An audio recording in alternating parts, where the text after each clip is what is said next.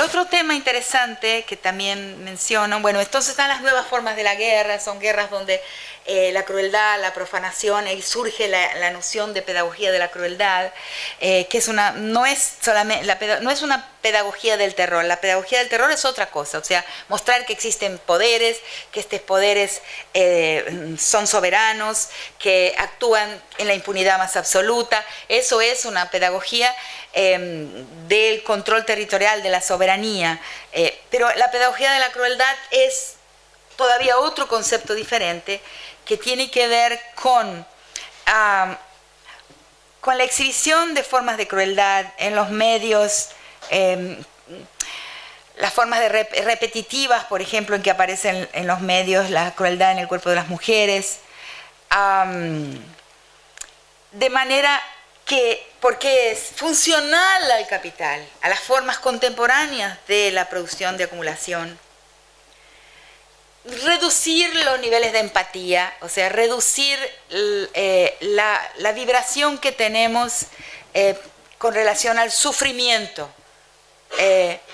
a la posibilidad del sufrimiento inclusive de uno mismo y sobre todo a la empatía con el sufrimiento de los otros, ¿no? Entonces, disminuir esos umbrales de empatía es un proyecto, para mí que es una política que está a ojos vistas en la televisión, en los seriados, en la exhibición de crueldad, como no existía antes, en horarios con que los niños ven la televisión, las películas, o sea, formas de crueldad que no existían, que no eran mostradas hasta hace muy poco tiempo atrás. Entonces yo estaba desarrollando esta comprensión, este modelo de comprensión en un texto que se llama Patriarcado del borde al centro. Estaba mostrando cómo las cosas que pasan con las mujeres, con el cuerpo de las mujeres, es un error minorizarlas, es un error empujarlas al campo de la intimidad, consideradas como residuos de la política, y es indispensable que veamos lo que nos pasa a las mujeres como un termómetro de los tiempos, como una forma de diagnosticar como la fase de la economía por la que estamos atravesando, y la crueldad ahí, la crueldad creciente, ¿no? No solamente en la manera de dar muerte, la crueldad moral con la violación, sino también la manera de despachar los cuerpos, ¿no? de dejar los cuerpos en basurales, en bolsas de basura, etc. Son todas formas que están en aumento y que tienen que ver con una pedagogía, o sea, enseñar el desprecio a la vida y enseñar a la gente que estamos en un mundo de cosas, o sea, donde las cosas dominan la vida y donde los cuerpos son cosas, ¿no? Y las cosas nos sienten, ¿no? Aprender a no sentir, aprender a no sufrir, aprender a soportar el dolor, que es una característica de todos los entrenamientos militares, ¿no? El callo del cuerpo, ¿no? Soportar el dolor propio y después ser absolutamente insensibles al dolor ajeno, es indispensable para esa fase. Es una pedagogía necesaria en una época en que la personalidad modal, la personalidad más funcional de todas a la economía de la época, que es una economía de dueños, es la personalidad de estructura psicopática, o sea, no empática, o sea, donde el otro es cosa, o sea, donde el otro es instrumento para algo, donde el otro no, donde la persona es incapaz de practicar la conmutabilidad de posiciones, de ponerse en el lugar del otro, ¿no? Ese discurso de ponerse en el lugar del otro es un discurso en decadencia, un discurso que está obsoleto, ¿no? En un mundo como este, que es un mundo donde la acumulación ultrapasó todos los límites, como les decía ayer, ¿no? El tránsito, el proceso abrupto de la acumulación desde 2010 hasta ahora, o sea, desde que Oxfam comienza a hacer en su página una vez por año, empieza a presentar las estadísticas de la acumulación de la riqueza. Me impresionó muchísimo este número que encontré cuando estaba escribiendo ese texto ahora, este año, que En 2010 eran 280 personas las dueñas de una riqueza igual a la otra, a la mitad más pobre del mundo. Eran 280 y en 2015 fueron 62. O sea, el ritmo de la concentración es un ritmo alucinante. Por ejemplo, la costa chilena, que es una costa pacífica muy grande, que debe ser más que un sexto de toda la costa pacífica del continente americano, son 8 familias, son las dueñas de toda la costa. O sea, es una costa con dueños, ¿no? Está en internet, estos datos están a la vista de todo el mundo. En la página de Oxfam, también busquen Oxfam, la página de Oxfam, y ahí Oxfam, O-X-F-A-M, ahí ellos hacen este balance, van a analizar los depósitos en los bancos de Suiza, en los paraísos fiscales, en todo eso, offshores y todas esas cosas. Y hacen una vez por año, sacan este resultado de cómo va el proceso de concentración. Entonces, en ese texto yo digo que hablar de desigualdad hoy es poco. O sea, hablar de un mundo, usar el lenguaje de los años 70, en que todos aquellos que teníamos un proyecto antisistémico, y lo tenemos todavía, hablábamos de desigualdad, y hoy hablar de desigualdad es como perfumería, es un discurso pequeño, porque el problema hoy es de la dueñidad, o sea, una dueñidad que es de la economía y de la política en su conjunto. O sea, el poder es un poder de dueños, es como si hubiera una refeudalización del mundo. Por eso, y la política también tiende a una política de dueños. Todas las políticas son políticas hoy territoriales, políticas del poder. Eso sería otro análisis complicado. He escrito sobre eso en algunos de los capítulos del libro La Nación y sus otros, ¿no? Sobre las nuevas formas de territorialidad y cómo hoy las instituciones son territorios, ¿no? E inclusive las políticas que consideramos críticas, de que los gobiernos buenos que hemos tenido también tienen una visión territorial de la política, una visión que la política es atesorar poder, ¿no? En fin. Es una crítica distanciada y creo que nosotros tenemos la responsabilidad de ver claro, aunque a veces no sea muy conveniente o no nos guste lo que vemos. Entonces, el mundo actual es un mundo refeudalizado en los lados malos del feudalismo, ¿no? El feudalismo tenía otras cosas que no eran... O sea, tenemos un prejuicio, ¿no? Antifeudal y un prejuicio positivo con relación a la modernidad, ¿no? Al evento de la modernidad. Ambos son prejuicios, pero tenemos una refeudalización que otros autores también han hablado de eso en este sentido, en el sentido de que hay un señorío, es un mundo de señores, es un mundo de lores. ¿Qué quiere decir? Que es un mundo donde por el grado de la concentración hay dueños de la vida y de la muerte. Vida y de la muerte humana, vida y de la muerte de la naturaleza, del medio ambiente, vida y de la muerte del planeta. Y que estos dueños de la vida y de la muerte están asesorados por extraordinarios intelectuales. No tengan la menor duda.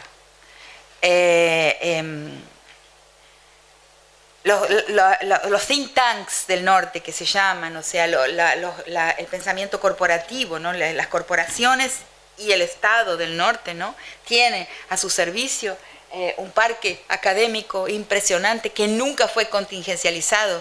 No sé si esa palabra existe en español, contingenciar. O sea, cuando viene una crisis económica se contingencia la salud, se contingencia la educación, se contingencia... Eso es en portugués. Quiere decir que hay algunas inversiones estatales que... en donde el Estado disminuye su inversión, es lo que está pasando en el Brasil en este momento, seguramente en Argentina también, o sea, la disminución de la inversión estatal en algunos campos que son considerados, que no son parte del interés del Estado, o sea, supuestamente, ¿no? Que no son prioritarios, que pierden su prioridad. obviamente son absolutamente prioritarios, que son cuestión de Estado, ¿no? Y los Estados Unidos, porque es una cosa que circula mucho, ha circulado mucho en nuestros países, de que en los Estados Unidos las universidades son privadas, la gente paga las universidades, que tenemos que pagar las universidades. En Chile, en Estados Unidos, hay un equívoco ahí. Porque lo que es pago en las universidades es el tuition, o sea, la enseñanza. O sea, otras son estatales, donde también se paga, pero menos, otras son carísimas y las familias ahorran desde el día que nace el bebé, colocan una libreta de ahorro donde van poniendo un ahorro con el que pagarán las grandes universidades más caras. Sí, el aprendizaje es comprado, pero la investigación no.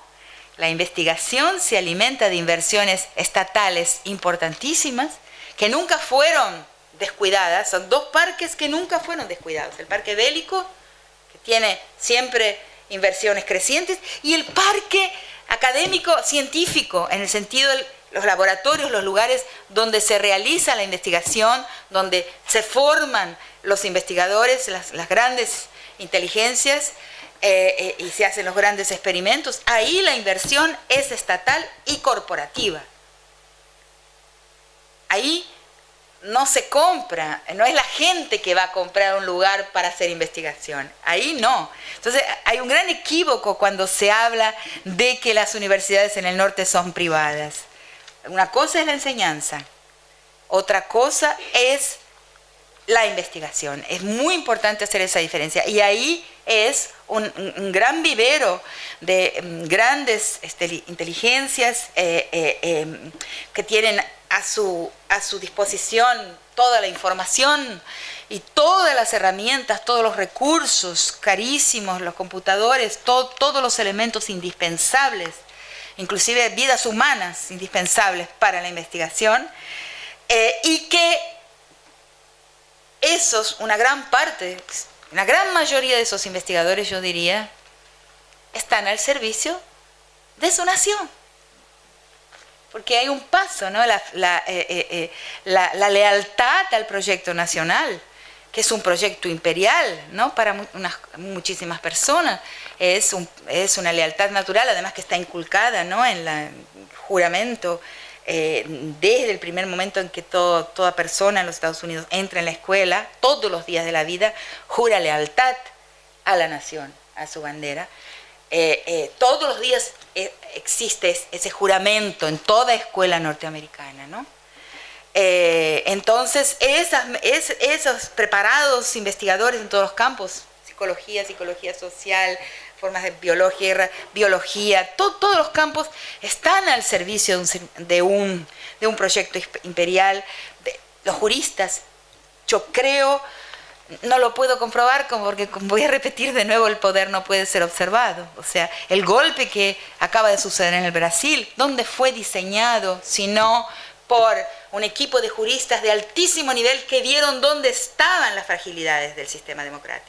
¿Dónde estaban las fragilidades? Eso no fue cocinado, no fue arquitectado en el Brasil. El Congreso Nacional, no es que en el Brasil no tenga la inteligencia, pero en el Congreso no está esa inteligencia. O sea, eso vino de Harvard, vino de los grandes usinas de intelecto que tienen allá y que nunca han descuidado y que saben usar su intelectualidad para agendar nuestra historia con 10 años de anticipación, para pensar, programar y producir la historia que tendremos de aquí para frente en los próximos 10 años. Cómo nosotros nos preparamos, ¿no? También para defender nuestra historia, ¿no? Para defender nuestra soberanía.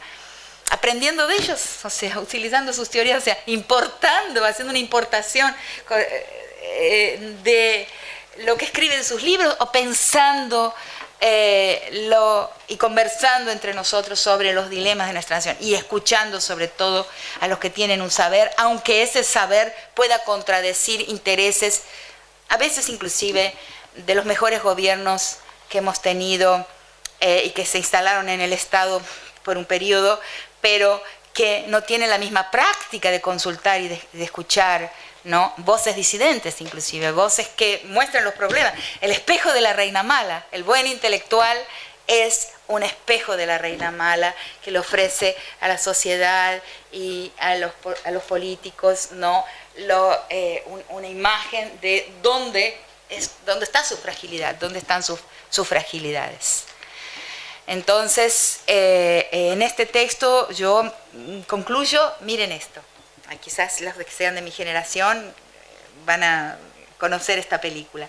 Estaba buscando dónde yo podía probar que realmente hubo un proceso de disminución de la empatía y que realmente eso obedeció a una agenda. O sea, necesitamos una gente que pueda matar y que pueda ser matada y para la cual la vida valga muy poco, donde la crueldad no signifique mucho, que esté acostumbrada, una gente que esté acostumbrada a un paisaje donde la crueldad es parte natural, ¿no?, del ambiente. Y entonces me sucedió, como estas cosas que me suceden a mí, que estaba pasando por la sala de la televisión en mi casa y estaban pasando una película que vi hace muchísimo tiempo, que es La Naranja Mecánica. Y la empecé a mirar y quedé absolutamente aterrada, porque esa fue considerada en el año 72. Yo la vi en México porque en Argentina fue prohibida. Fue prohibida también en Inglaterra, donde fue hecha. O sea, fue considerada la película más cruel de la historia. Más violenta. Fue considerada la película más violenta de la historia. Su autor, el autor de la novela de la Naranja Mecánica, él escribe la novela porque él ve la violación de su mujer. En el final de la guerra, cuando termina la guerra y él ve la violación de su mujer por un grupo de soldados norteamericanos en Londres. Y escribe La Naranja Mecánica inspirado por esa violación y su mujer pierde inclusive su embarazo, que estaba embarazada, inspirado por algo que le pasa a un cuerpo de mujer. Ahí escribe esta novela donde se tematiza la violencia y la crueldad como el tema central. Entonces fue prohibida en una cantidad de países, como dije, inclusive en Inglaterra, donde ella fue escrita la novela y rodada la película por Stanley Kubrick. Cuando la vemos hoy es un chiste. Es un chiste. Entonces yo dije, ¿qué pasó? ¿Qué pasó conmigo, no? Y ahí encuentro en internet que hace un tiempo ya Malcolm McDowell, que es el autor, recibe un premio en un festival de cine en España, ya viejo, ya grande, muchos años después de La Naranja Mecánica, recibe un premio, ¿no?, por su historia como actor, por su historia en el cine, y hace una entrevista. Y en la entrevista él dice que la humanidad tiene que, con otras palabras, pero que tenemos que darnos cuenta, ¿no?, el cambio de sensibilidad ética, o sea, el cambio que ha ocurrido en la recepción de esta película considerada ser la más violenta hecha nunca, y hoy nos reímos cuando vemos muchas de sus escenas, no nos dicen nada, no nos mueven un pelo. ¿Qué ha pasado en el medio? Ha pasado esta agenda, ¿no?, reductora de la empatía, reductora de la sensibilidad y acostumbradora a un mundo en el que se mata y se muere por las cosas, ¿no?, en un mundo de cosas y de personas cosas.